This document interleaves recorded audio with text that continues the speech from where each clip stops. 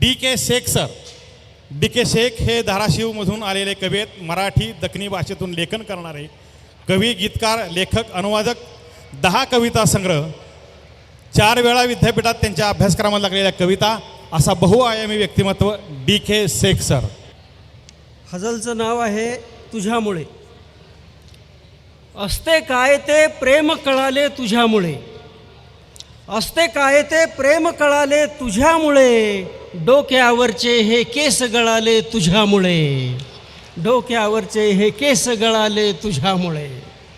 तुझ्यामुळे गे, तुझ्यामुळे गे, तुझ्यामुळे.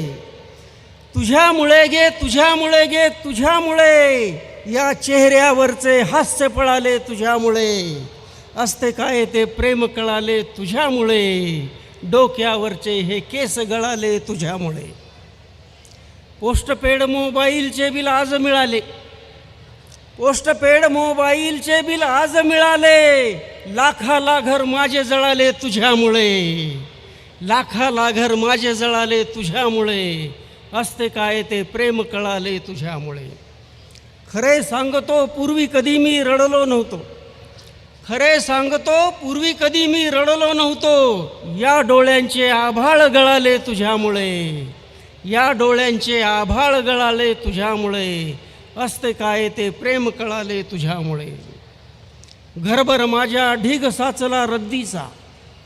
घरभर माझ्या ढीग साचला रद्दीचा. हजारावरती कागद मळाले तुझ्यामुळे. हजारावरती कागद मळाले तुझ्यामुळे.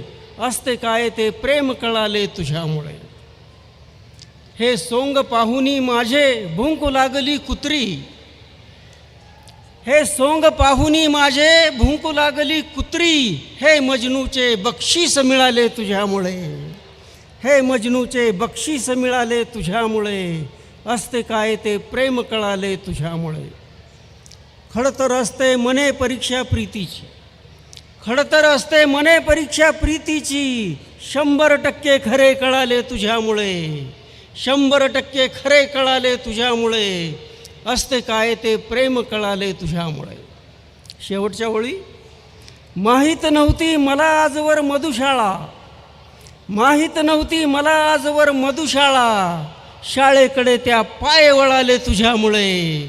शाळेकडे त्या पाय वळाले तुझ्यामुळे. डोक्यावरचे हे केस गळाले तुझ्यामुळे. सुनील उबाळे यांना छत्रपती संभाजीनगर पैठण गेटचे माझ्या उलट्या कडीचं घर हा काव्यसंग्रह, विविध साहित्य समारंभामध्ये सहभाग घेऊन नियतकालिकांमध्ये लेख करणारा, पण हाडाचा कामगार असणारा, उत्तम पद्धतीचं घर पेंटिंग करणारा आणि मी अभिमानानं पेंटर असा चित्रकार म्हणून सांगणारा सुनील उबाळे यांना विनंती करतो की आपण आपली कविता सादर करून आमच्या सातारकरांची माती आणि माणसं धन्य करावी. माणसांची आदळ असणाऱ्या ठिकाणी सापं फिरकत नाही.